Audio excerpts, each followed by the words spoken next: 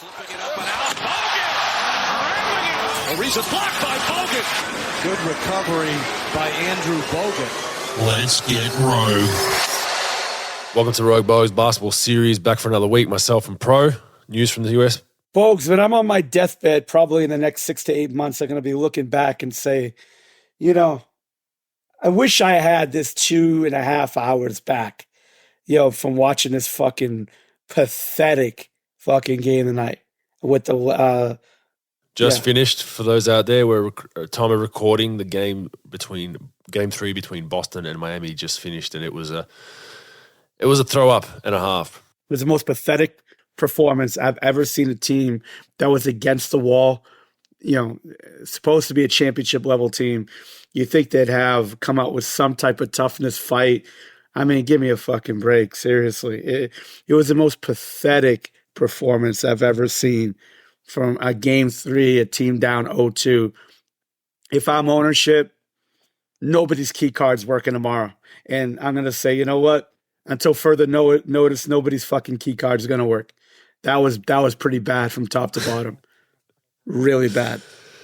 Well, the good news is they're not going home to Boston. They got game 4 in Miami. That's why I said it. It could be straight sets and out anyway. But man, they look horrible. And I think you have to give credit to Miami too. They've taken a lot out of their shit. They've ran that 3-2 zone a little bit. They're packing the paint on every possession. They're making guys like Grant Williams and Robert Williams and Al Horford, they're making them finish in the paint on rolls. I don't know. I mean, it just looks so bad. I think it's complete.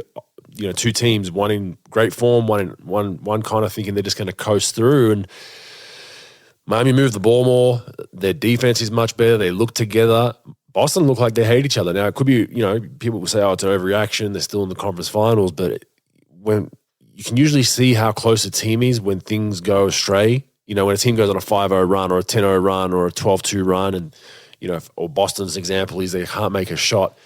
You see how are they huddling up every possession? Are they getting together? Are they just trying to figure things out? Or are they fraying and going individual? They went individual. They went super individual. And it was noticeable in that game today. As soon as there was a bit of adversity, I felt like in the first half, Miami thought, we're still in it. We'll be okay. We'll get to halftime. We're down 15. Who cares? Whatever, we're down 15, 20. We'll get to halftime. We'll regroup. And then as soon as Miami punched them again in the third quarter, at the start of that third quarter, it was like, this is going to be too hard. Don't worry about it. But there was a good quote. It's from J. Richard Goodman on Twitter. Give him a follow. He's actually, I think he's a big Warriors fan, but he does a lot of analysis about NBA games and high school basketball and college. And it was a pretty simple quote, but it said, Heat play off the pass, Celtics play off the bounce. And I thought that was a very, very good quote, Pro, because it really puts into perspective what this series is. What he means by that, for those not too familiar with in-depth basketball, is obviously the Heat just move the ball, man. They guys ever rarely over dribble. They make the right play. Not open, I'm going to swing it. And it's going side to side. Boston's in all sorts trying to close out, protect the roller, get in the paint, close out. And you look at the other end in Boston, it's ISO Tatum, ISO Brown, maybe a pick and roll, maybe one ball swing, that's it. And it's very easy to guard. And we see a great example of that this series, Pro. It's kind of two polar opposites. Similar to the Lakers and Nuggets as well. It's probably the similar vein, but I think this one's even more glaring. For the first time in trainer history, tomorrow morning, first thing in workouts, let's do the Duncan Robinson, the Caleb Martin, and the Gabe Vincent. There's not going to be any Jason Tatums. There's not going to be we're going to see this move Brown did last night.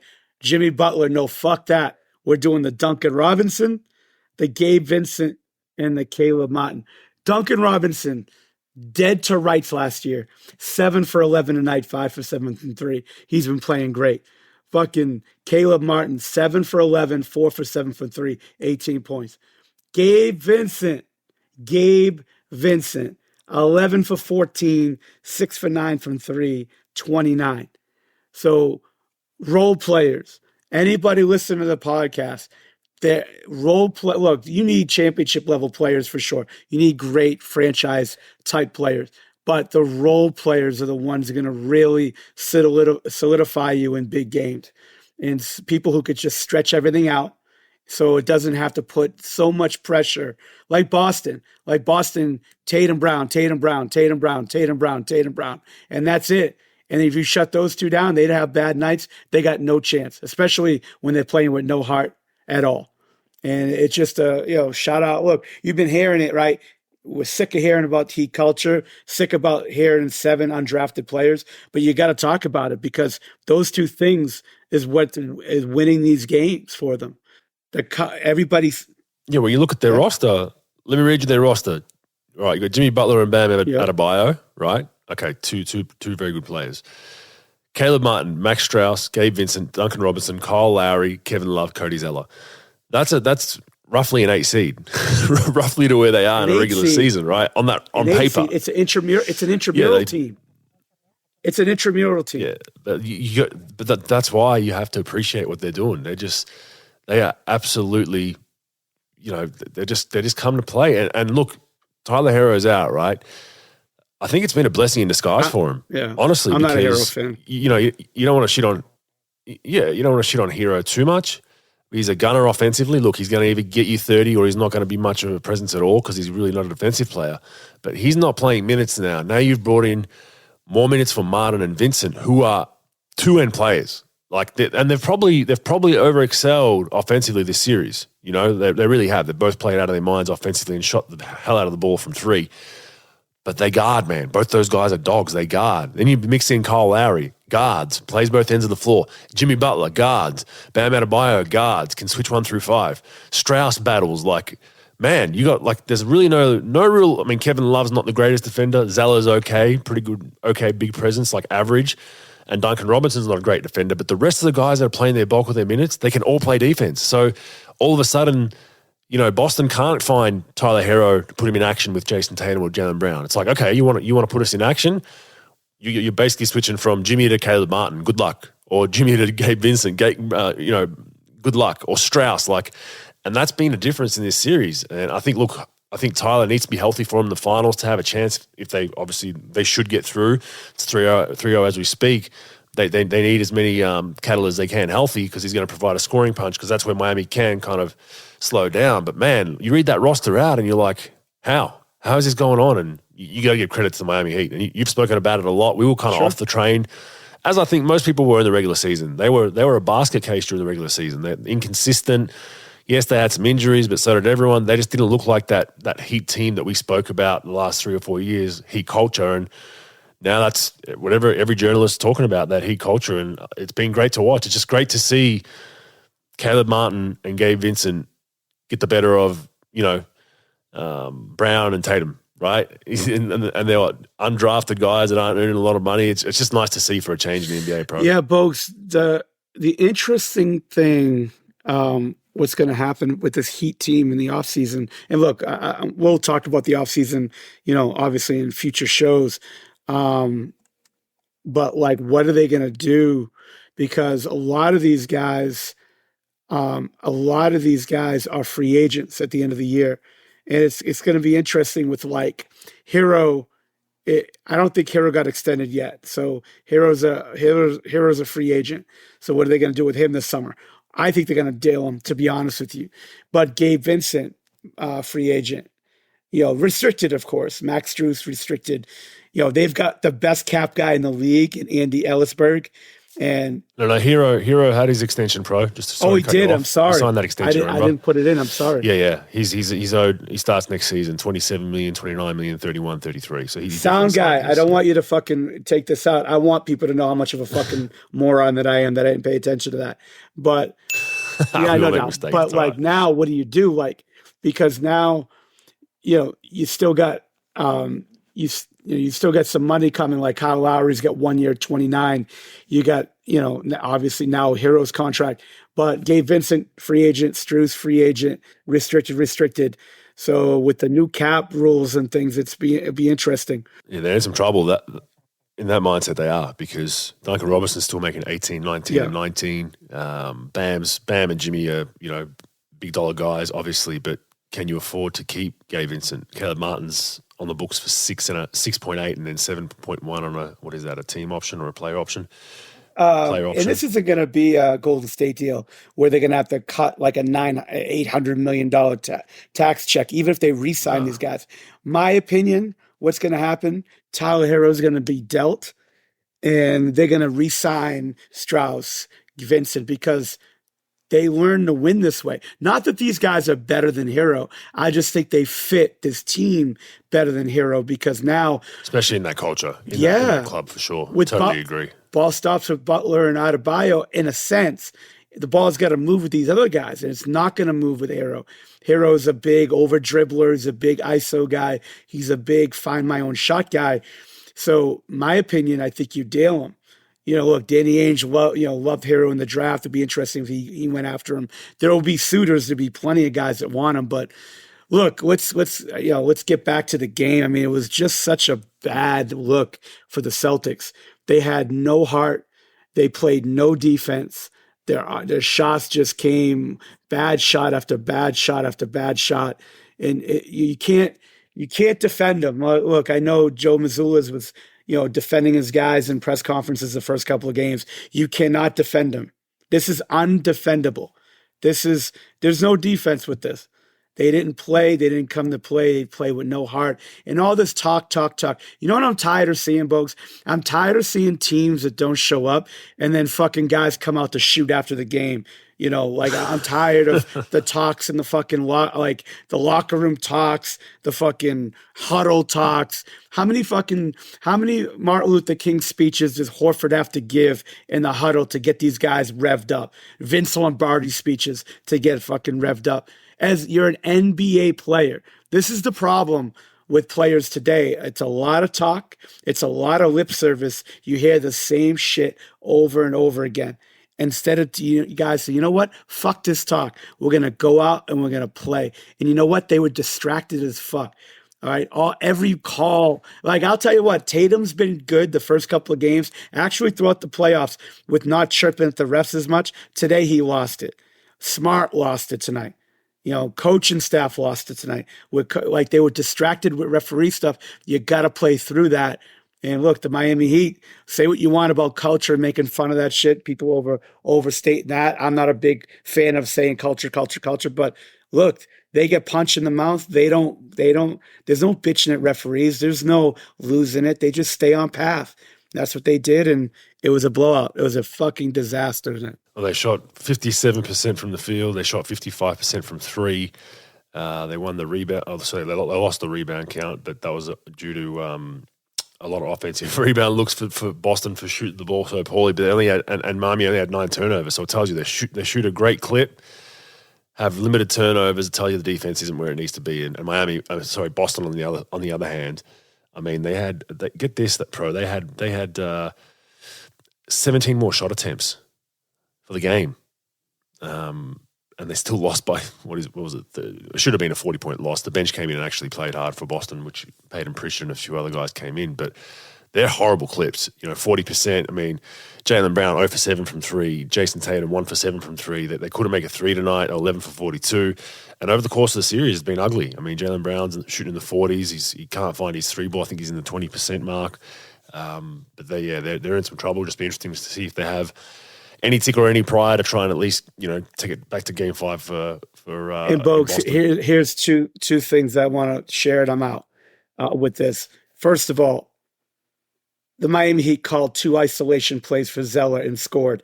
All right. I expect 6 resignations from the Celtics. I don't know who, but there needs to be 6 resignations tomorrow. If Zeller's getting fucking plays called to him and then scoring, it's over. I would quit. I would fucking quit. Second of all, between Tatum and Brown, 1 free throw attempt. Kobe always told me, right, dude, there's going to be games, there's playoff games where I stunk. There's games during the regular season I stunk. And I'm not making my shots. I'm going to the fucking free throw line. I'm putting my head down and forcing them to foul me because I need to get to the line. I need to get myself revved up. I can't live by the 3-point line every night. I can't live by tough shots every night. And I've done that early in my career. But later in my career, what I learned is I got to get to the free throw line. There's no excuse for going to the line 0 times and you're a max player and Tatum going 1 time and you're in max play. Look, you're going to have bad nights. You're going to have bad nights in the worst possible time in the playoffs. You can't be on every night. But this is ridiculous. It's ridiculous. You go to the line one time combined, $927 million in contracts between two of those fucking guys, and they get to the line one time. That's disgusting. It's disgraceful. And, I'd make them wear their jerseys inside out, and they're flying Southwest back if they lose for game 4. Well, it looks like they're done. I mean, Piers Jaylen Brown looks very checked out. Rumors about him trying to get out of Boston. Who knows? Read between the lines. But credit to Miami Heat. They deserve all the accolades. I've seen them in the NBA Finals. There's only one other 8 seed in NBA history that's made the NBA Finals. You know who that is? No, who's that, Bogues?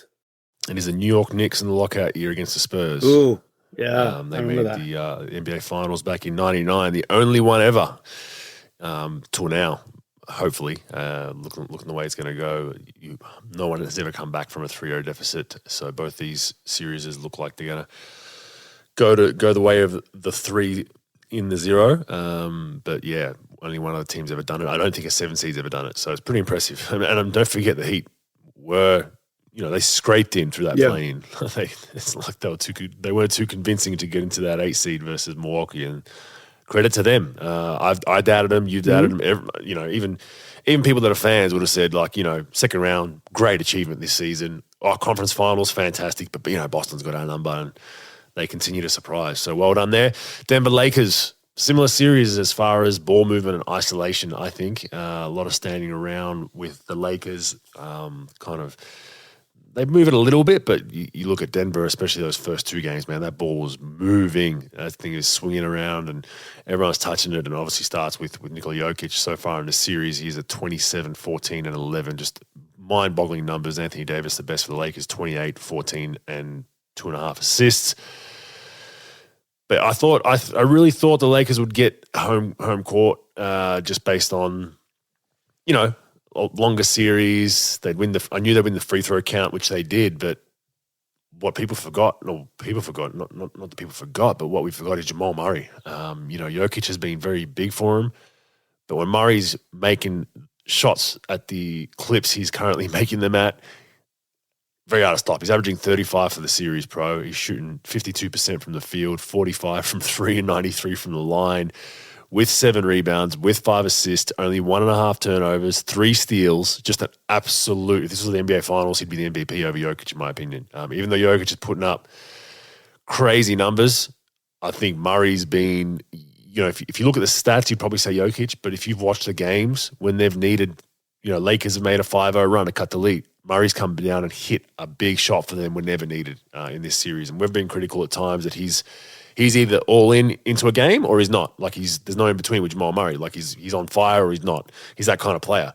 He's been phenomenal this series. And if he continues this, they'll easily go off to a sweep. Porter Jr. was better last game. He had a kind of a nice balanced game for him. Usually does shoot it a lot. Whenever he catches it, you're like, this is going to go up one way or another with him. He's kind of Klay Thompson-ish in that way, where he thinks he's always open, which, Klay's a much better player, but I'm just saying he's got that mentality of if I've got half a sniff, I'm shooting it. But he's been sold in this series too with 15-9 and 15-9 and 4. Bruce Brown, underrated signing. I put his signing up there with Josh Hart. All that move, however they acquired him. I don't know if they traded for him or signed him, but he's been huge. He's been a great pickup for him. Gordon hasn't been that good this series, but the Nuggets, man, they just continue to plow on. I thought they were in trouble last game, and they still managed to squeak it out. LeBron James looks very tired this series. He does not look himself whatsoever, in my opinion. I think just, I don't know if it's the injury that he had mid-season, missed a lot of time, legs catching up to him. There are some bigger bodies on that Nuggets team now in Gordon and Jeff Green that get to guard him. He's got bigger bodies on him now. So I don't know what it is, but he definitely doesn't have that same spring to his step. He's been horrendous from 3 this series. He's shooting 15% from 3, pro. So he's been horrendous from the 3-point line. And when his 3's not dropping, he's a little bit easier to guard. As funny as that is to say, but even with all that, he's 23, 10, and 9 currently. So you look at the numbers on the stat sheet, different story, but when you watch the games like we do, he definitely has another gear, and he's going to need that for them to try and win game 4. What have you seen in this series, bro? Yeah, Bogues, this series has been great, to be honest. Even though it's 3-0, this fight from the Lakers every night, in my opinion, all three games. And look, Denver's outmatched them without question. We sort of expect that, from where the Lakers had to come from to get to this point. And they are fighting, and they just don't have enough, but like they don't quit. And that's the good thing. I agree with you. LeBron's looking tired. I'll tell you what, and I've said this a long time, they got to play him in the post more, in my opinion. They got to post him up, not only for his scoring ability, but his ability to get to the free throw line and passing. Yeah, his passing is great. Like even when he was on Miami, I always felt that way. Get him in the post, let him pass out of the post. Like, look, like you look at the great ones that when they got to advanced age, they started living in the post. Jordan, Kobe, they just sort of live there, and neither one have the passing ability that LeBron has. And I think that with his body, yeah, you have to work a little bit in the post, but it doesn't, in my opinion, it doesn't wear out as much energy as dribbling around, looking for an opening. He seemed like, I was a big football fan when I was a kid, when Barry Sanders from the Detroit Lions had no offensive line. I don't know if you know football, American football, but like, it's the same thing. Like he just, exerted so much energy trying to get holes to run. Same thing with LeBron. Like he doesn't have that speed to go by guys every possession anymore. So getting in the post, slowing it down a little bit, getting to the basket, getting higher looks and getting to the free throw line. That's what he did against us when I was the Warriors in Yeah. the finals. The year they beat us, we were up 3-1. He was living off the elbow extended and the block extended, and just they had shooters all spread around him. We sent half doubles, swing. Kevin Love, Kyrie Irving, one of those guys is banging a three in, and then they had Thompson running in for offensive rebounds. It was really tough to guard because we knew it was coming. Like everyone in the whole arena knew where it was going, but another thing is to stop it and scheme around it, and they did a great job balancing the floor. Yeah, they went to it in glimpses, like a minute or two spurts, but they didn't stay in it. And I think that's their better option. I think, look, the problem is you've got Davis down there in the paint as well, but I think you can spread him at times to a corner three if you need to, or out of the dunker spot. But yeah, I agree with you. They've got enough cattle, and you look at, I think, D'Angelo Russell's been horrible this series. He's been awful. 7 points. 30% from the field, 15% from three, not great. So you almost have to play Schroeder more, who doesn't bring you as much offensively, but at least he's guarding and trying to get up and in Murray and whatnot. And Hachimura's been really good. Yeah, he's been 17 points at 63% from the field. So I think he's been really. They got him. By the way, they got him in a steal. No doubt. In that trade. They robbed Washington blind. I mean, Rui did have issues with mental health and not playing. I don't think he was enjoying it in Washington. Austin Reeves is their third best scorer with 22 a night. So they have some work to do. I think this one's got a better chance of maybe them stealing one than the other one does. Sure. Just based on what we saw today. I think, like you said, even though the Lakers have lost 3, it felt like they were in most of those games for the most part, especially the last game. And they're battling. I just think Denver just looks really good. And I'm excited to see, hopefully. Look, if it was Denver-Miami, which is looking like, I mean, the league's probably, curled up in a corner somewhere. Adam Silver's probably crying right now that it's going to be those two teams when he could have had the dream of a Lakers-Boston. And I'm just glad we don't have Lakers-Boston because I don't want to hear about the 80s and the night. I already know the lead-in video roll of every game, all that kind of stuff. But I think it's nice to see a team like Denver just finally crack their first NBA Finals with a chance to win it. Same as Miami, a team that no one picked. Actually going into the NBA Finals, I think would be pretty cool to see. But this series has been a fun one, even though it's 3-0.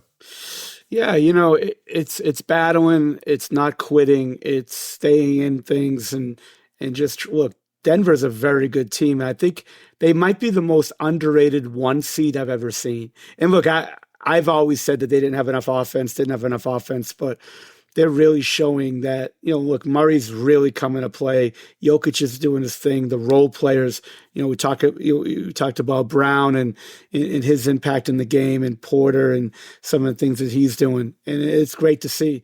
And look, if it's Denver and Miami, yeah, it may not be the most exciting thing, but I'll tell you what, Butler brings it every night. Jokic brings it every night. So, like, you get 2 of the best players, right? If you do have that Denver, Miami, which we will see, you'll at least have 2 superstars that bring it every night. And, Butler, just like last time he made the finals, they just didn't have enough against the Lakers. Now that matchup's going to be great to see. And look, you got two really good coaches in Mike Malone and Spoelstra, and you got teams that go at it, and just it's going to be a fun series. It's going to be a great execution series. It's going to be shooting, cutting, just great play, and it'll be great to watch. And look, LeBron's fought. He's fought. He's had to carry this team. When he played this year, and I know he's been out, he was out a little bit, but he does get tired. He is at advanced age. And look, he's not over the hill or anything like that. It's just that it gets tiring trying to be the number one guy and put everything on your shoulders. The guy's done a great job with them. I didn't even expect them to make the final 10. These guys are in the conference finals. Great to see. The one thing I do want to talk about, Bogues, with this is Mike Malone talking about, like, I don't like to use the N-word in narrative. I'm totally against the word. I hate narrative, like I hate downhill in basketball. But talking about, like, everybody's talking about the Lakers and not talking about us. And look, I just think you're in the playoffs. After you win it or lose, that's something you bring up. But like bringing it up during the series, look, it is what it is. I'm not going to ever tell somebody how to feel. And obviously that was burning his belly to say something like that. But I don't know. To me, it's a little bit of a distraction. You're worried about what the media is writing. Of course, the media is going to write bullshit. That's what the media does for the most part. They'll write about like storylines and blah, blah, blah. And they don't like the underdog. They really don't. Sometimes they like when the big dog gets sort of like decrowned sometimes, but like for the most part, they're gonna just keep writing about what cashes checks for them. And I think that's just what it is. And Denver's not an exciting story yet. They're probably they're the favorite to win the championship, but sometimes you just can't fight that media. What did you think about that, Bogues? Yeah, I thought it was. I agree. I mean, Malone's a passionate guy. I loved him. I had him as an assistant with the Warriors. Big fan of Coach Malone and the way he goes about things. Was very underrated with us and he got etched out and left with the whole Mark Jackson era. Wasn't a favorite, with the whole. He was just kind of a coach that was call it as you see it, come in, work hard, and that didn't fit in too well with the whole regime that was there at that time. But yeah, I agree. I think he probably let that one. He'd probably take it back if he could. Gone on that rant about it. It's truth. It makes sense. It's right. Like his point was that if we beat the Lakers 3 times, it'll be about how the Lakers lost, not how we won. And it's right. It is bullshit. Denver should get more love, but you're in the middle of a bigger goal, right? You're in the middle of trying to win a championship. You don't need to.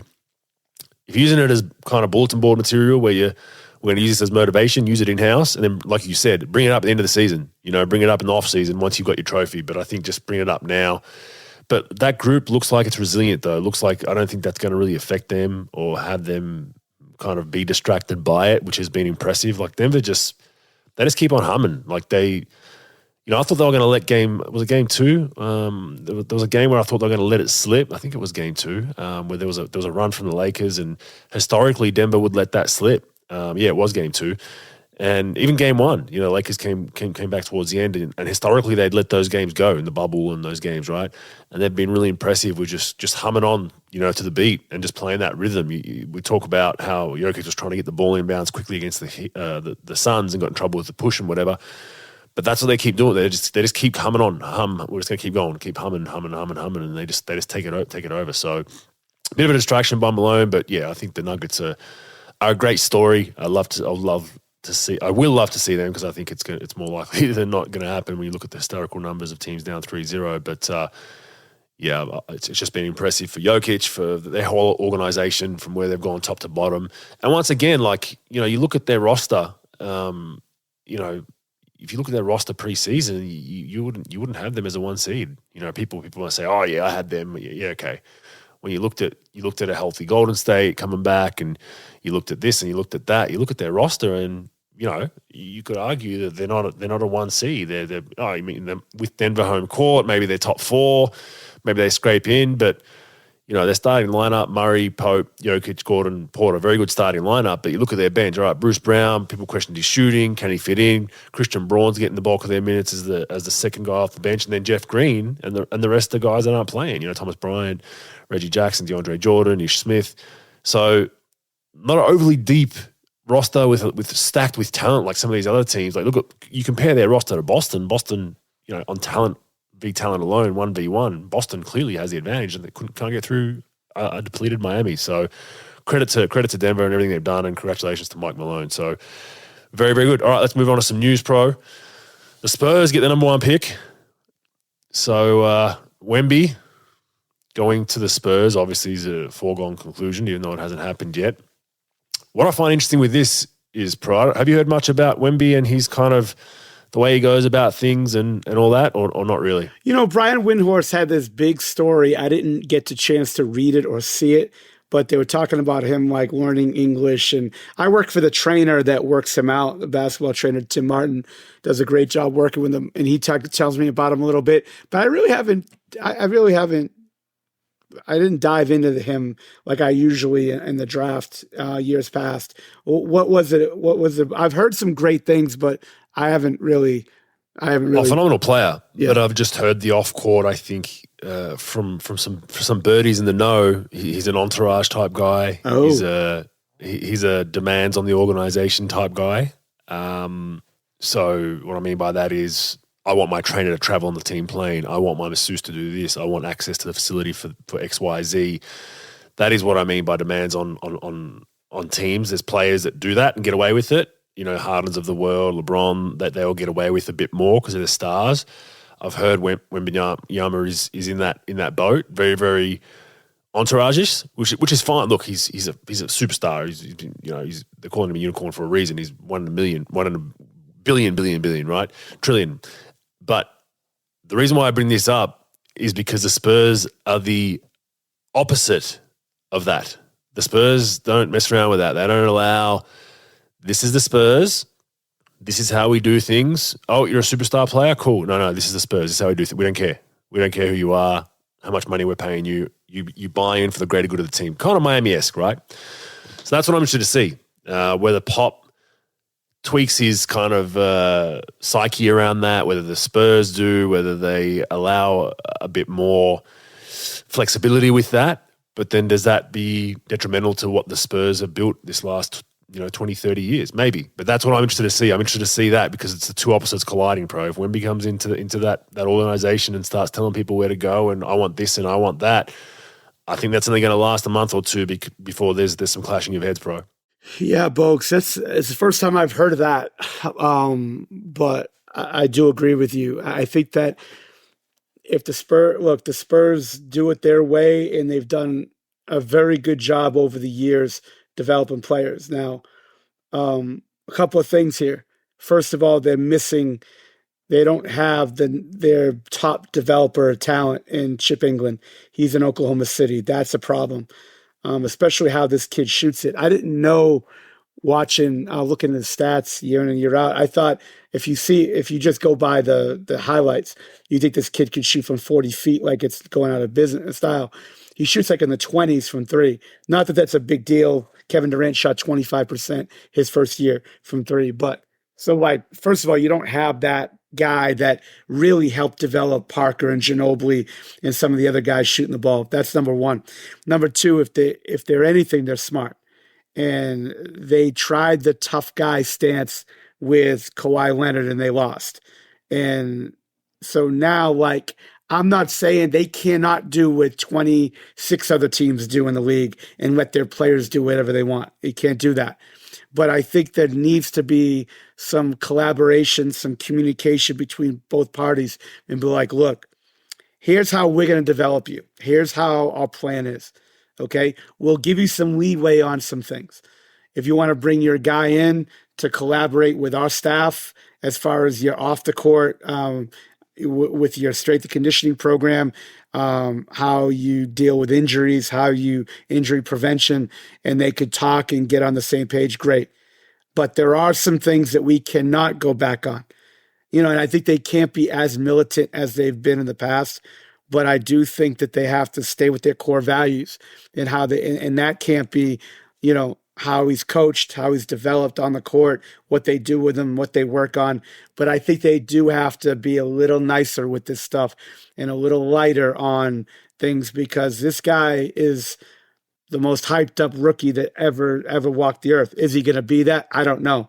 It's hard to say that he's going to live up to what LeBron James did, with what he did, but that's neither here nor there. But I do think that there needs to be some meeting close to the middle on this, where, because they'll lose the guy, because look, they won't lose him on the rookie deal. It's like, I don't think there's ever been a guy who didn't sign his rookie extension unless he was traded like a Porzingis before the rookie deal's up. So that he will get there in 7 years or so, but he'll demand his way out of town if that's the case. So I think there just has to be some collaboration on both sides. Yeah, I agree. That's why I'm interested, because they're a hard line. I'm sure you have. We've checked into hotels before. Let's say we play in LA, and the Spurs were in that hotel because they just played the Clippers the night before, and we're playing the Lakers tomorrow. Whatever it is, we cross over in the same hotel. You see these Spurs staffers and people involved with the Spurs. It's army military like. It's blatantly in your face. Like most teams, walk into a hotel lobby, guys are laughing, shooting the shit, staff, whatever. There's people messing around, kind of like being jovial. You see Spurs staffers and players, they're like robots, man. Honestly, I don't know if you've experienced it, Pro, but I have a few times. I'm talking from the way they carry their bags, from the elevator to the lobby to the bus, from how they're dressed with their polos on to clean cut and well, like it is noticed. Do you disagree, Pro? It is noticeable, man. No, it's very noticeable. It's funny you say that. We picked up a guy, I forgot who, but somebody played for the Spurs, and he was on, they tell you where to sit on the bus. And yeah. So the guy, Manu, turns to the guy and says, "Hey, so-and-so is not on the trip. I think Pop would be okay if you sat up in this seat." And he's like, "Nah, man, I'm okay." And he just sort of laughed it off. But it's something about not having the windows down and up on the flight and stuff like that. Hey, look, it is what it is, man.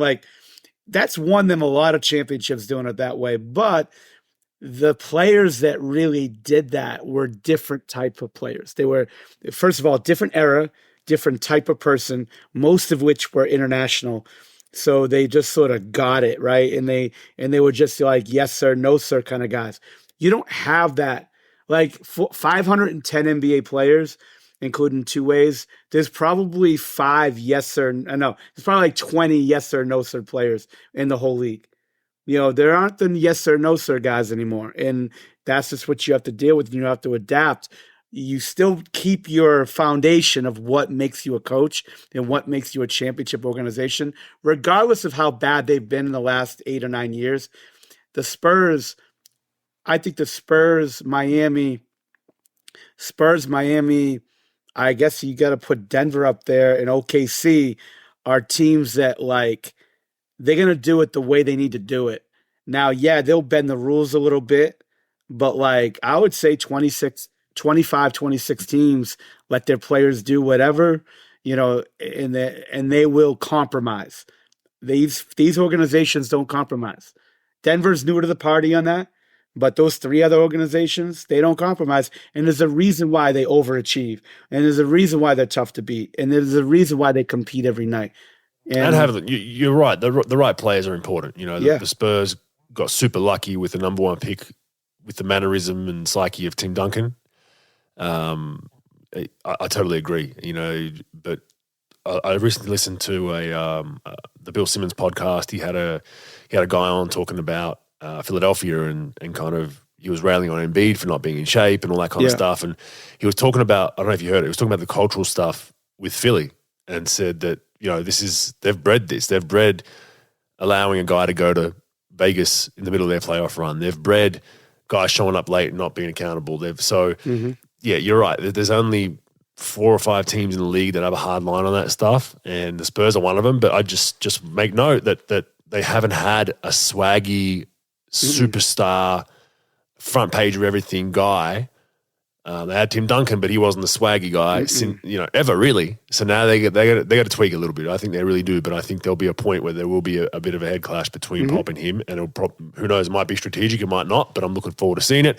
All right, the NBA All-Star Weekend. There's a little tweak to this, Pro. They're making another change to the All-Star Weekend. They're trying to get that turd from dark brown to brown now. That's what they're trying to do. But the All-Star format is going to go back to a draft of East versus West, Pro. That's the change they've come up with to fix the All-Star game now. It's not going to just be an all-out draft. You're going to have to draft guys in your conference.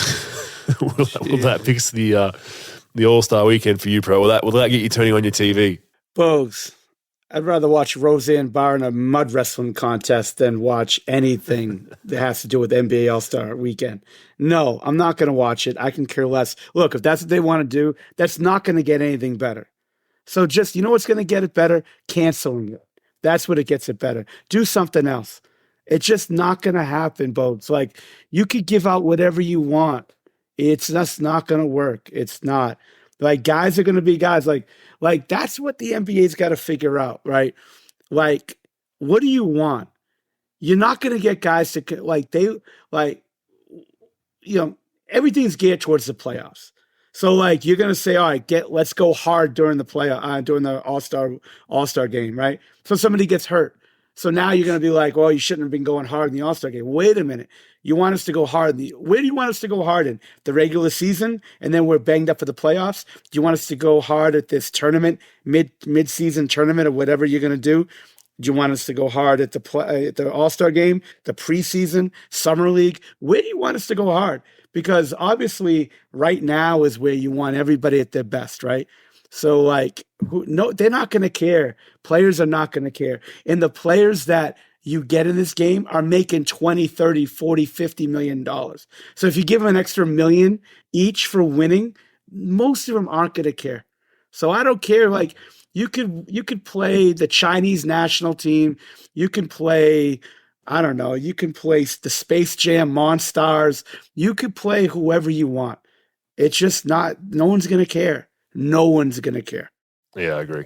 I think it's just the fact that they keep trying to tweak this year in, year out shows that they're concerned, Pro. I think that's the point of this. They know this thing is dying. Right. And it's only going to be so long as you can get young influencers that'll follow it for a year that don't give a shit about basketball. That's what the All-Star Game's catering to.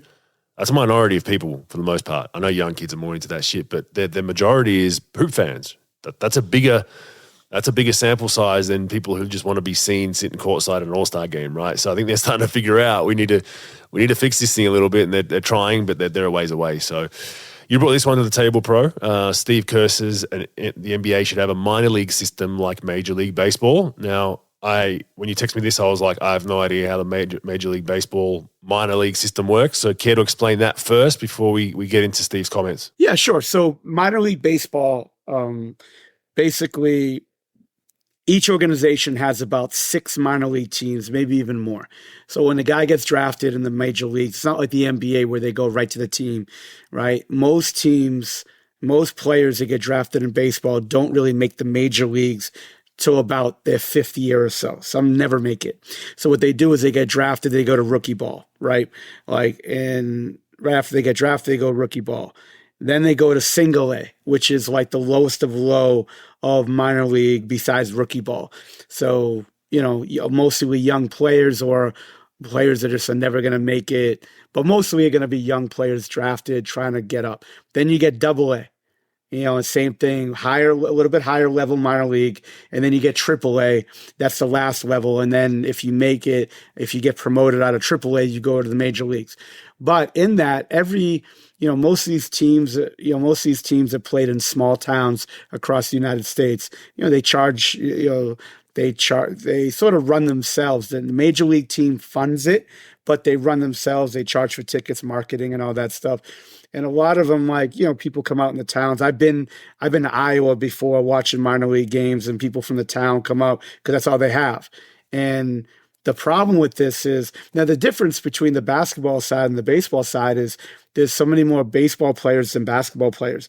There's in as far as the draft. There's over 30 rounds in the baseball draft. Usually, if you draft in the first 3 or 4 rounds, you get guaranteed money, and then everything else is sort of non-guaranteed. You get to go, rookie ball, try to make it, blah blah blah. But there's so many more prospects. There's thousands of prospects in baseball that scouts got to watch all over the country. And with basketball, I would say in baseball, 30 rounds times over 30 teams.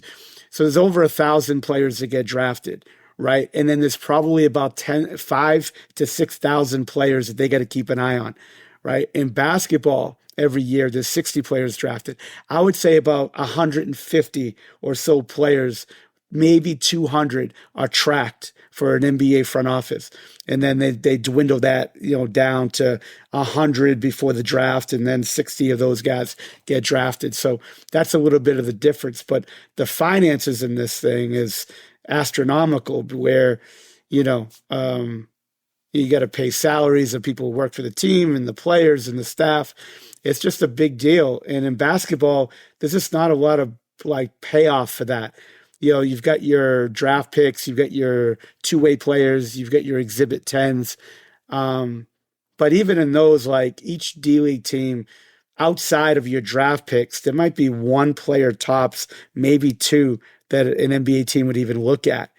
So to expand it, that was an interesting talk. Yeah, you can't do it. It's not enough players, I don't think, to do that. And I think the G League in general has been pretty decent. Do you know, do all teams, every team own their G League team? No, there's a few that don't still, correct? So there's one, I think the Portland Trail Blazers, Bogues, is the only team that doesn't own it. And Look, with the new CBA, they did the NBA a favor, right? Where they gave you an extra two-way spot. So that's an extra player.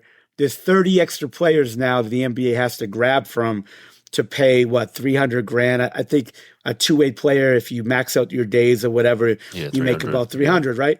So that's good, but you keep them with your team, strength coach, summer league, practice with you guys, go down to the D League. That's good. That's solid. That's an extra prospect, but there's just not enough players. Where are these players coming from? Now there's 30 extra players that will probably be playing. The players that will probably be playing in Europe are going to, 30 players are going to probably be playing, or internationally, are probably going to be in the United States. And okay, that's great, but most of those players probably have no chance of being NBA players. It's good to get the extra roster spot, and just in case, look, we've seen it with the Miami Heat. There's plenty of talent if you develop it and give it minutes. But I think the extra roster spot's great, but most of these teams lose money. They're disasters. Nobody goes to the games. Nobody cares. There's a few organizations that do a great job with it, but yeah, to expand it like the minor leagues, there's just not enough players and talent. You see other leagues that try to survive in the United States, and they go out of business by year 2, year 3 for the most part, because there's just not enough sponsorship money. No one really cares. No one goes to those games, and there's not enough talent. So I just think in baseball, it's a lot easier to cultivate a major league player. If you're a pitcher or you can hit, it's not as a physical game. You don't have to be in the shape. You don't play both sides of it like basketball. There's just not enough prospects in basketball, in my opinion. Yeah, it makes it much harder. And look, I like the fact that the leagues have. I love the teams that have another team in their state at least. I think the Warriors do a good job with having Santa Cruz. The Lakers have, the G League teams based at their facility. For some smaller cities, it's hard. For Indiana, it's hard to have a G League team in Indianapolis, for instance, because no one's going to go watch that shit. So strategically, I think they move them out to some towns out 2-3 hours drive away, build the game that way. I like that idea. I like the fact that you can send your teams back. But I think Steve's dreaming, I think, a little bit that they can replicate baseball, because, plus baseball's just got a different feel with the minors, right? It's still... It's a pride of a town type thing. I think I went to some minor league games when I was in Salt Lake City when I went to the University of Utah, and it was still a pretty decent turnout. People supported it because it was the only show outdoors. In town. It's cultural. You get basically a lot of people just go there and get shit faced, just have a bunch of beers. They play drinking games in the crowd. Yeah. So it's a real cultural thing. So it's a little bit different from the NBA. Where the NBA, you don't see people tailgating. You don't see people doing that. It's not that kind of event. It's much different. It's indoors. It's not as I guess the lead up to NBA games. There's no real culture about it, like there is in the NFL or baseball. And baseball's huge, like the cookouts and all that kind of stuff. People tailgating and all that, same as football. So I think Steve got that one wrong. All right, Bob Myers finally is still not locked up by the Warriors pro. I don't know if you've heard anything from your circles, but the Washington Wizards are emerging, so they could open a big checkbook. What are you hearing there? I'm obviously closer to the situation than you'd be, but I haven't heard anything really. I'm just kind of scratching my head. There was rumors that they offered him what would have been the highest paid executive in the league contract wise, and still didn't take it, bro. Yeah. Every step of the way with this story, it just keeps on getting more and more bizarre. Just nobody knows. Nobody knows what the deal is. I know, I didn't hear the Washington thing, but it's just weird, like why, everything was going so well, and yeah, they're down a little bit, but like why, the sudden, like, I've never seen this before, where it's not like they're over the hill and they're done, where like he wouldn't sign, they wouldn't sign him, it's just an interesting phenomenon, as far as what's happening with that. I haven't heard anything. They've been pretty tight-lipped about the whole thing, to be honest. So I don't know, Bogues, to be honest with you. I don't have an answer. It's a strange one, considering the success and everything going on. Either he feels he's worth more, either I don't know. I have no idea, but it sure is interesting. And for people playing along at home, the Wizards are emerging, and they might throw a boatload at him to try and get their franchise back to where it needs to be, because they've been in shambles themselves. All right, moving on. Dabble social betting experience. You can copy bets. Simple. See a bet on your feed you like. Boom, hit that copy bet button. Follow Copy My Bets. Jump into the banner channel. Have a chat. Have a giggle.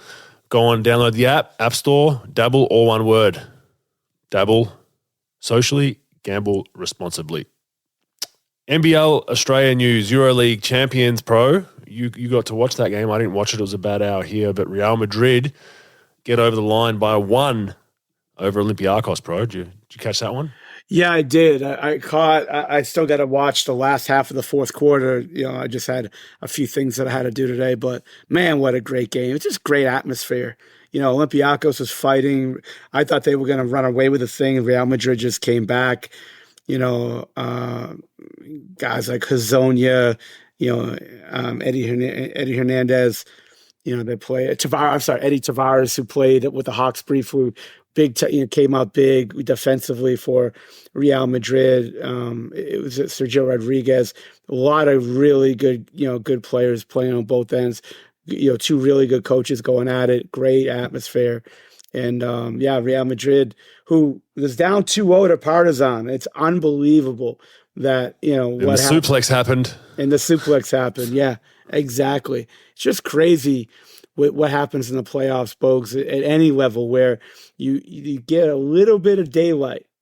And, Celtics take note, down 2-0 and did not quit. And it was probably tougher. It was tougher to do what Real Madrid did than what the Boston Celtics had to do to beat Miami. They were down 2-0. I've never seen it. Now, I'm not saying it never happened, but I've never seen it in the EuroLeague where a team was down 2-0 and they ended up winning. And now getting not only that, but getting to the Final Four and winning a EuroLeague championship. Amazing. It's just a great atmosphere. I don't like that it's one-off in the top four. I don't like that. It's a 5-game series leading up, and then all of a sudden they go to a semi one-off and a grand final one-off. I think at least go best of 3 or something. Give them a chance. But I know they want to make it a spectacle, kind of college-y, Final Four. 1 game, 2 games over a weekend. Saturday, Monday, whatever it is. Yeah. But especially a series like that, bro, goes down to 1 point. That would have been a all-time series if it was a 3-game or a 5-game. It's just but they've done it that way for a while. EuroLeague's a big drawing league, so. Congratulations to Real Madrid, and they beat Barcelona in the round before that. To get there, so pretty impressive rivalry there, which was good. All right, NBL news. Chased away.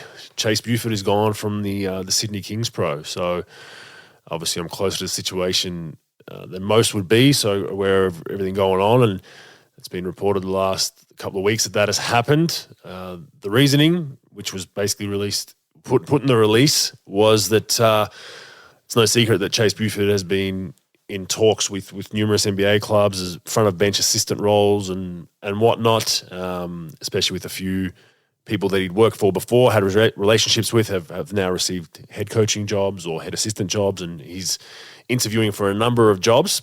Mm-hmm. We were more than reasonable with our time frame. We've had discussions with Chase about, we had a team option on his contract, so arguably we could have been the bad guy and just said, we've got a team option, we're picking up the team option. It's not a coach option or a player option, it's a team option.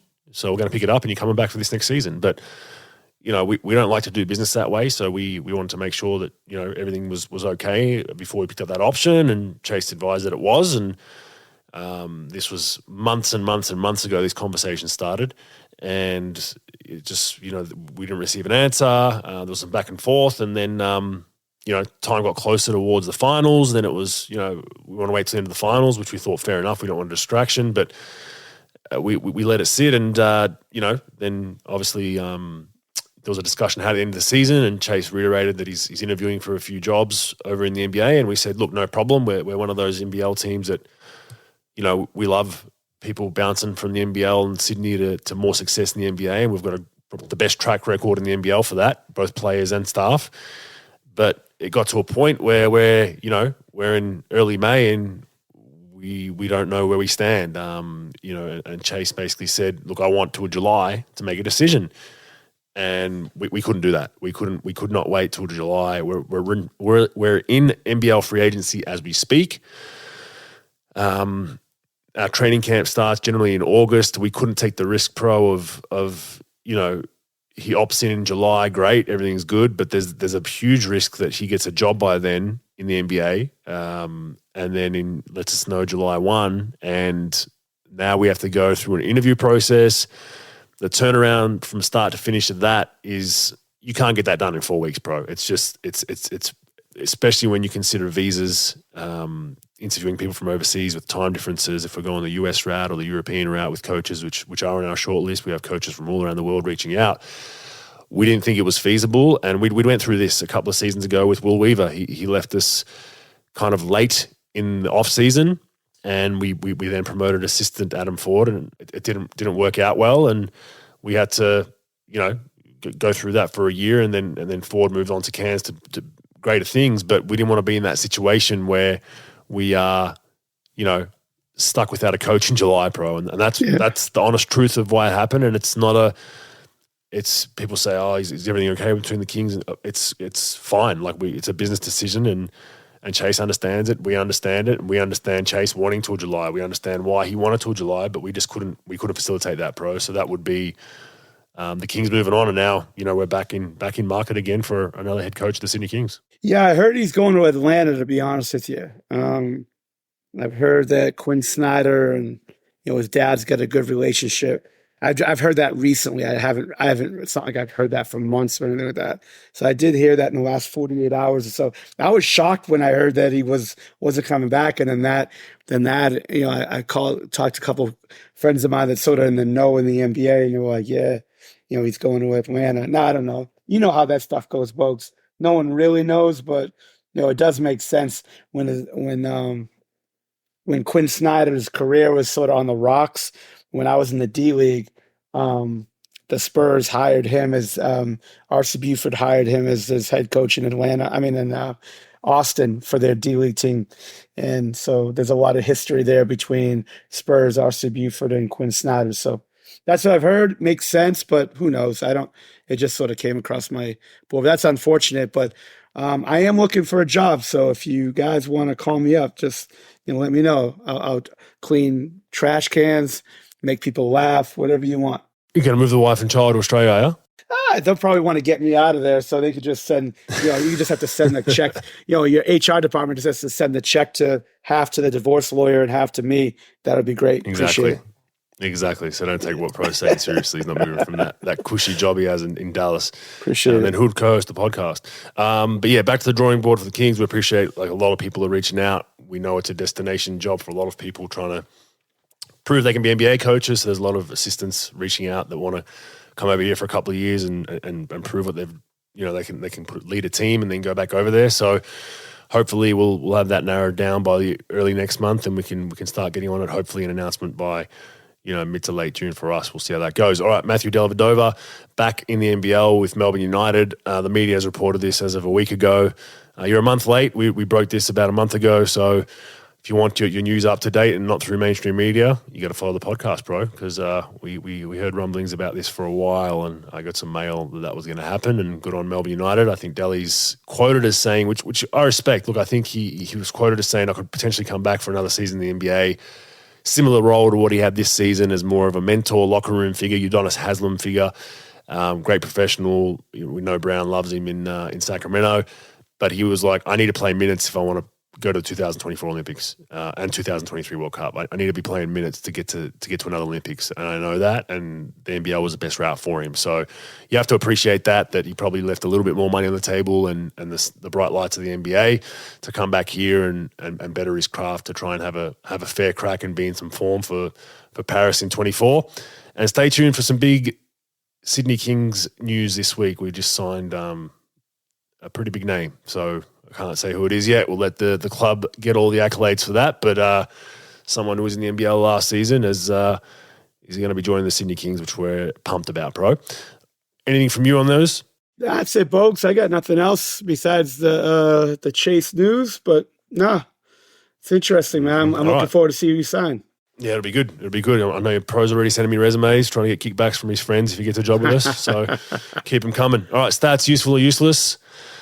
First one, Jamal Murray in the Western Conference Finals, 37 points, 7 rebounds, 6 assists, 2 steals, followed by 37 points, 10 rebounds, 5 assists, 4 steals, followed by 31 points, 5 rebounds, 5 assists, 3 steals. So he's averaging 35 points per game on these clips, 52%, 46%, 93%.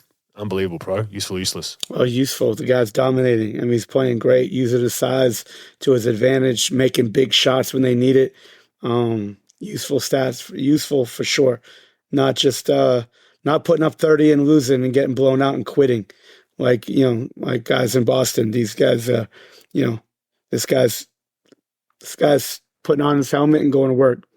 So definitely useful. Useful, I agree. Definitely useful. Next one will be. This one's interesting. I'm just getting the right number because it was a Celtics game today, but. Lowest three-point percentage by a player with 5+ three-point attempts in a conference finals. We have LeBron James at 15.8% as of current. And we have Jaylen Brown. He was at 15.4% before today's game, pro. So I had that on my run sheet. I had to check what he's at currently. He has dropped down to 10%, bro. Jeez. So I don't think that's going to be broken. He's shooting 10%. So those two players, LeBron 15.8 and now Brown at 10%, they've set all-time records for the lowest three-point percentage in a conference finals, bro. Useful, useless? Useful. Stop shooting fucking threes and get to the basket. Well, what's interesting about the Jaylen Brown thing, I got to give him credit. His three ball's gotten much better than it was. Sure. When we played Team USA in Melbourne, when we got that famous victory with the Boomers here down in Melbourne, he was playing the four a little bit, and I was guarding him, and I was doing the whole stand in the paint, mucked him, didn't guard him. We were living with him, shooting him, and he was like, "Oh, he disrespected me," and he was shooting him, wasn't shooting a great clip, but. From that was in 2019 to where he's come now, there's been a major improvement in his three-point shooting percentage. Like, he's gotten much, much better, which has been great to see. But in this conference finals, 10%, not going to get it done. And I feel like he's a player, when his shot's not falling, I think everything else kind of goes wayside. So very useful stat. And same with LeBron. I think his game changes. If he's knocked down a 3 or 2 and he's feeling good, if he's 2 for 5 or 3 for 7, it's a different beast, man, because then you got to respect that, and then he's going by you. So if he's not doing that, you can kind of play off him a little bit and gap him and stay in front of him, which the Nuggets have done a fantastic job on. All right, next one. No team has ever come back after being down 0-3, pro. Useful, useless? Useful until somebody does it. It's definitely useful. Do you think it's going to happen this year? Fuck no. It's not going to happen this year. No. That means it will happen for someone. No doubt. No doubt. No doubt about it. No, I say it's just not enough. Boston, forget it. They're done. And with the Lakers, look, the one thing about the Lakers, and they're not going to win, but they fought all year. I don't care if they were losing 10 in a row. I never thought that they quit. I always thought that they just weren't good enough. The Celtics on multiple occasions this year just quit. And just, they're sort of like the Golden State a little bit, where like Golden State never really showed me all year they were like consistently dominant or, fighting in some ways. Boston, yeah, they had a good record and they played well, but they always had those lapses. And definitely in the playoffs, they've had those lapses. So Boston for sure is not going to win. The Lakers aren't either, but at least the Lakers fight, like I said. They're a team you can get behind a little bit, but just not good enough. Agree. Yeah, I think it's a useful stat because it's not going to happen. 0-3, you got to win 4 straight, and both teams. Well, no, sorry, Denver have home court. Miami kind of, you can say they have home court because Game 4 is there, so I don't see that happening. Last one, Boston this season have lost more games where they were the 10-point favorites than they have won straight up. Useful or useless? Useful, and plus, I think we need to investigate anybody who's putting the lines out. I remember after Game 1, they were a 10-point favorite on Miami. And I'm like, how can they be a 10-point favorite? A friend of mine was asking me, who would you take? And I was like, fucking Miami, 10-point favorite? Are you fucking kidding me? It's craziness. But yeah, I say it's useful. Well, they were still favorites. Still favorites. Denver were the favorites, and Boston was second favorites for the championship as of the Game 3 today. So that was a lot of bookies had them as number 2 still. I know in Australia they did. A couple of bookies had them as number 2, which was interesting. No respect for Miami. I mean, I bet you there's still people thinking, not after today's performance, but I wouldn't be surprised there's people thinking, Boston can still do it. But no, if you watch today and you know anything about basketball, they look like they absolutely quit. But it'll be interesting. I think Game 4 will go. I think Boston will come out with some fire. But all it's going to take is a bit of adversity at the second, third quarter, and that'll be enough, I think, for Miami to sweep that series. That wraps out Useful Useless. Q&As real quick from Facebook. Joel Gehrig, do you see the NBL expanding again? And if so, what cities? There's been some media about this throughout the last year. We've spoken about it numerous times. I think Gold Coast has been spoken about. I think Canberra's been spoken about. Newcastle has. I think a second Sydney team is going to happen. It's just a matter of time and when. I'm not sure exactly what the timeline's looking like, but I know that's on the list as well as for discussions. People have spoken about a second Perth team. I don't see that happening. I just don't think the population, everyone bleeds Wildcats out that way. So I think they're the 4 that I would go. I think the favourite out of those 4. If I had to bet, I would say it's either Gold Coast or a second Sydney team if I was a betting man. The other ones that was rumoured were Darwin was also rumoured, but I think that was a big push for government funding and whatnot. If that happens, it'd have to be all turnkey, paid for by the government with facilities and whatnot. So I would say Gold Coast or Sydney in the next 3 or 4 years will be the next expansion team. Twitter, this one's from Twitter. You can ask this too, Pro. We don't have one from Instagram, so Instagram people lift your game. There was no real questions I could have posed on the sheet. Most of our listeners are on Facebook and Twitter, funnily enough. But anyway, and my Instagram's heavily shadow banned, so that doesn't help. But Twitter, with all the talk about Ja Morant's latest gun incident, what is the specific clause that he violated? Is it a CBA clause or an NBA clause? That's from Stalin_0. And this is an interesting question, Pro. Because I asked this one, I think, on our pod. We just started to discuss it. Look, what he did is ridiculously stupid, driving down a street in a car, flashing a gun again, right? Like, the questions remain, are you licensed to have that gun? Are you blah, blah, blah? What state were you in? I mean, he could probably lie about some of that stuff, even if he was in the wrong state where you can't carry a firearm. But if it was legally carried, bro, if he's in a state that you can legally carry a firearm, what's the clause in the CBA? I mean, is it along the lines of gaming to disrepute? But then is it disrepute if your action is legal by the law?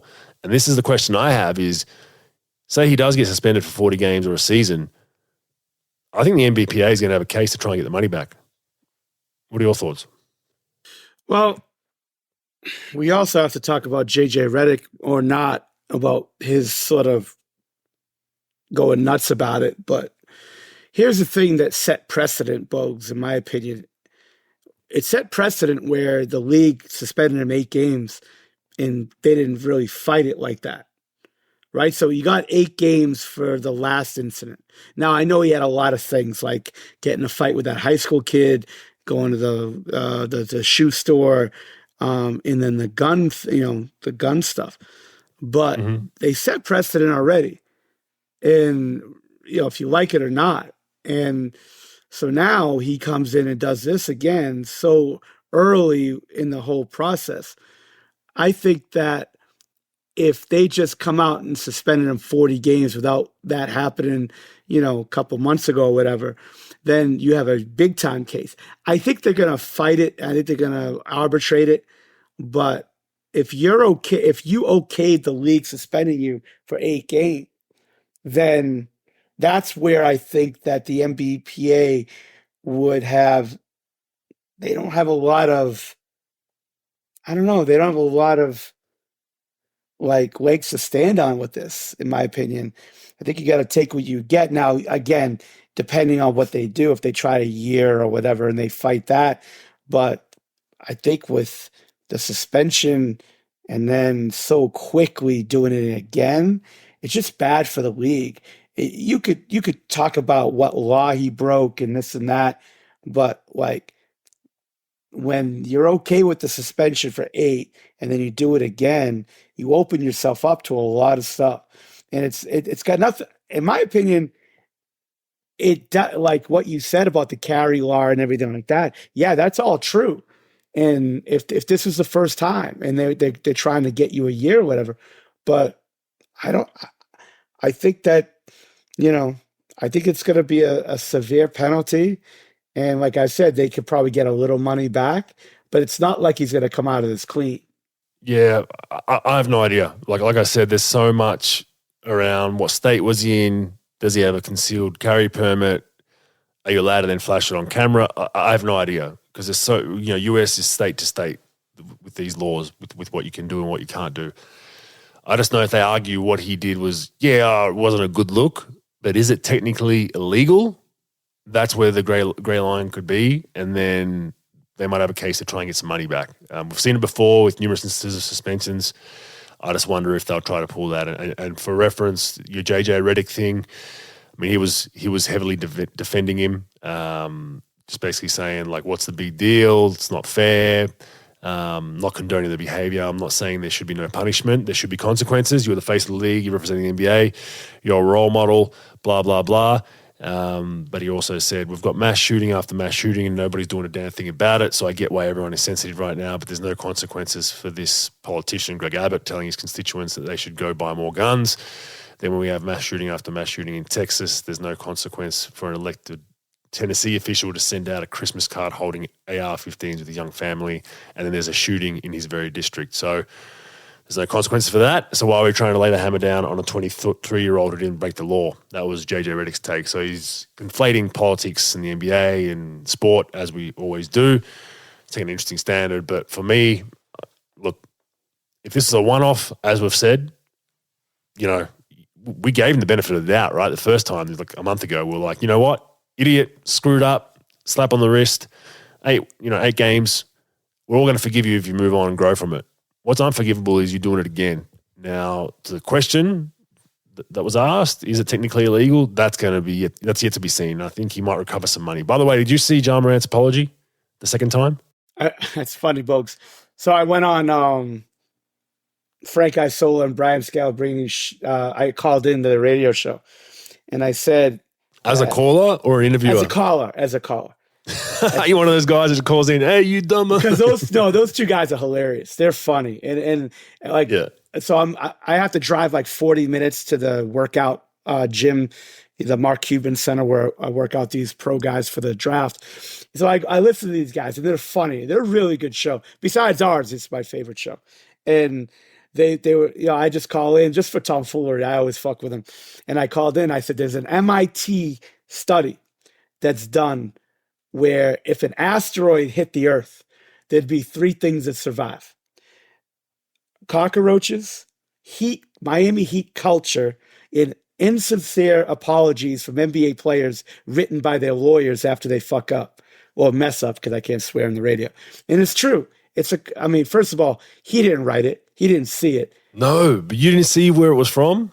Oh, I heard that. Was it the AI thing? Yes, it was word for word from ChatGPT. I'm not shitting you. Yeah. So if you typed in on ChatGPT, I've made a big mistake, write me a heartfelt apology. It had everything line for line. Like, it was unbelievable. Like, it was literally legit, you think, Bogues? I did see that. Was that legit, or do you think somebody made that up? No, I think it's pretty close to legit. Like, it was because you can go on ChatGPT and ask for it yourself. It's going to give you roughly the same thing. And the words used and the exact sentence structure was like, so either he's done it or his lawyer's like, ChatGPT, give me an apology for another NBA player of mine that's got in trouble. Yep, give him this. Well, when you choose your representation, your lawyer, based on a billboard next to strip clubs near the airport in Memphis, that's what you get: a guy who looks it up on ChatGPT instead of fucking writing something that people would actually want to see.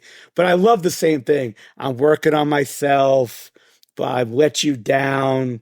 Blah blah blah. It's always the same shit. And yeah, I agree. But it's just funny that it was a ChatGPT. So no doubt. AI. We'll see. And JJ has to take that route if he wants to continue to be cool with the players while being in the media. So I understand why he's doing it. You want to keep getting guys on your show. Yeah. You better be nice to the players, otherwise you get a bad name. So he plays the game very well, old JJ Redick. I'll give him that much, and hopefully you've unblocked him since then, no, I haven't. And JJ, he likes to lecture us about, like, if you didn't play, you don't understand. He's done it many a times to people on the show and just to the audience. Well, something that ex-players don't understand: when you're running a league and you're running a team, it's not what other people got away with versus what your players or staff or coaches get away with. You have to set precedent of being professional in the league. All right. So when a player is given a second chance, which they should have suspended him for the whole playoffs, but they gave him a second chance. You could say that Adam Silver's soft on players, and you're true to that. He is. But he gave him a chance, and he fucked it up again. So instead of saying, well, this guy got away with it, this political guy, this politician, like, it's not about, oh, he's a good guy, let's give him another chance. Look, other people are doing it. No, like, your league is worth billions of dollars, and there's a standard that you have to live up to. Everybody does, from coaches to players to management to ownership.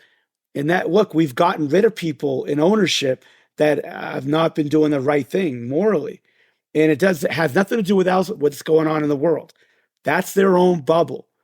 And you can't lecture us about player, if you don't understand if you're not a player. No, like, this is what gets fucked up. When you let guys have 8 chances, 9 chances, and they keep doing it. You got to slap this guy on the wrist hard, and you got to make it like no one else is going to do this. Because look, you could own a gun, you could carry a gun, like, you could shoot it at a shooting range, you could have one at your house. But when you're waving it around on social media, regardless of your rules of what's legal, what's not legal, it's not a good look for the league. It isn't. And that's what especially with the history of the league. Yeah. The history there's been former players that have been involved in shootings. Well, at then current players that were involved in shootings while they're on rosters. There's the Gilbert Arenas incident. So it is a touchy subject. And I think to JJ, if I'm going to debate JJ's point, is the unfortunate reality is, as an athlete, you're held to a higher standard. That's why it's a Steve Kerr, comment he used to make to us. You guys are paid a crazy amount of money, not just to put the ball in the hoop, because everyday luxuries go out the window. Some people can't go out. Like Steph Curry can't just go down to his local supermarket and get some goods. He can't just walk down the street, like blah, blah, blah. There's extortion attempts on a lot of professional athletes nonstop. You got to watch the female side of things for a bit of entrapment here and there and all that kind of stuff. Kyrie Irving. That's, yeah, exactly. And that's the difference. It's like you have to, you're held at a higher standard. Is that fair? Probably not. Like that you shouldn't be able to be a regular Joe, but you're not a regular Joe, right? And Charles Barkley said it right. Like if you want to go and do that, just forego your NBA career and go find another career, and you can do that as much as you want. And that's, people disagree with Chuck, and he's a one side of the coin guy, right? He's got his view and that's it. But I agree with him. It's like, and when you're in the moment, sometimes I can't be a hypocrite. When I was in the moment as a player, sometimes you don't understand it. You're like, I want to do regular things, and you're like, exactly. well, I want to go skydiving. Well, I probably can't because my contract says that if I get hurt, then so I want to go ride a trail bike or a motorbike or blah blah blah. Well, I can't because. So do I want to give up the 10, 12, $15 million a year to go and do those things without a job? Probably not. Like most people probably, you know what? I'll take the money. I understand I can't do this. Once I retire, I can have fun with all that. But when I'm in my bulk of my career, I probably shouldn't do that because it says I can't. And now that sucks sometimes being told what to do as a grown man. But you have to think about it from the team's perspective. Like they've got a brand. They've got the Grizzlies are trying to sell to young families that have young kids, and the NBA is trying to branch out to kids all around the world. It's not a great look, and it hurts their brand. So I totally understand it. And I think JJ's point around that to bring, other politicians' views into that conversation just because he's 23, it was a pointless comparison, and the fact that this is the second time he's done it in a month. It's like we're defending the undefendable, really. So that's what I think. What do you got this week on fact or fake news for us? I just got one, Bogues. Bob Myers will end up with the Golden State Warriors next year. Fact or fake news? Oh, that's a good one. That's a really good one. Oh, man, I don't know. I'm starting to lean towards he won't, just because what's the holdup? I would have said it'll get done eventually, just there's a bit of bargaining, negotiating, but I wonder if those reports are true that it has been offered that it's the highest salary. That's the one thing. If that's true and he said no, I would say fake news. He's not going to be with the Golden State Warriors. But if that report is true, isn't true, then I think there's still a chance they're still negotiating, and Bob obviously wants to be compensated much more than anyone else, and rightfully so. I think he's built a dynasty down there and should be rewarded for it, just like if you're there, free agents want to be rewarded. So I'm gonna actually side with trusting that report, and I'm going to say fake news. Bob Myers is not with Golden State next season. I say it's a tough one too, Bogues, right? Because a couple of things, right? Look, he did a great job assembling some things there for sure. Drafted guys, brought in pieces, ran the team without question. But it's really hard to leave that to go. Look, it might be over for championships for him. You never know, right? For Golden State or even somewhere else. But you could be the highest paid guy, be in California. Now, it's not going to be fun if this thing keeps on going down and down and down every year. But then you have to go to another team, and you might never be able to strike lightning, catch lightning in a bottle either. So I don't know, man. I'm conflicted. If he has said no to the highest paid, GM spot, here's the thing. I say it's fact. It's fake news. He won't, because Lacob's got a kid that's in the front office. And I think that as a dad, it's almost impossible to be impartial to your son or daughter. So I think that he's probably pushing, slightly, maybe even behind closed doors, that he wants his son to run the team. And, and then he's going to go elsewhere. Maybe take a year off. That's a fair point. Yeah. That's a fair point. I say fake news. He's next in line. Yeah. You think he's not going to be back? Yeah. I mean, at first, to be honest with you, about 3 sentences ago, I thought he was. And then I thought to myself, wait a minute. I started going through my Rolodex of who's in the front office. And I'm like, oh man, his son's there. The only one that could fight off a son is Pat Riley. Mickey Harrison, the owner of the Heat, his son's in the front office. He was a manager at Duke a decade ago, and I'm like, there's no way this guy's not going to be running this team within 5 or 6 years. Pat Riley's the only one that could fight off a sibling of the owner. But I think it's a really tough thing to do. I think that Myers will end up somewhere else. I don't know where that is. I've even heard possibly the Clippers, but and being president of basketball. He's a California guy. Yeah. He's a California He is. guy. UCLA So and that definitely, great dude. I met him. I think he represented Perkins. When we drafted Perkins in Boston, we picked him up in a limo and, just I've only talked to him one time in my life. That was the only time. I thought he was a good dude. And he was just getting into the agent business then.